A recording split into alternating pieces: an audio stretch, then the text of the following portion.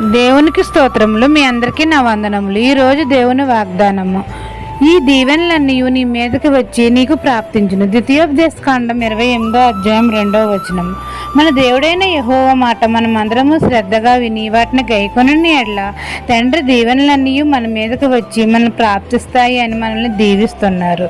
తండ్రి మనల్ని భూమి మీద ఉన్న సమస్త జన్మల కంటే మనల్ని హెచ్చిస్తాడు.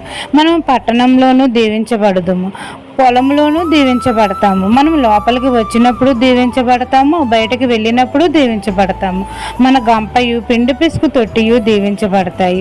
మన కొట్లలోనూ మనం చేయు ప్రయత్నములన్నిటిలోనూ మనకు దీవెన కలిగినట్లు యెహోవా ఆజ్ఞాపిస్తాడు. ఇవన్నీ మన దేవుడైన యెహోవా మాట విన్న ఎడల ఈ దీవెనలన్నీ మన మీదకు వచ్చి మనకు ప్రాప్తిస్తాయి. ఈ దిన వాగ్దానం మీ నా జీవితంలో నెరవేరాలని కోరుకుంటూ దేవుని సువార్త పరిచర్యలో మీ సహోదరి. ఆమెన్.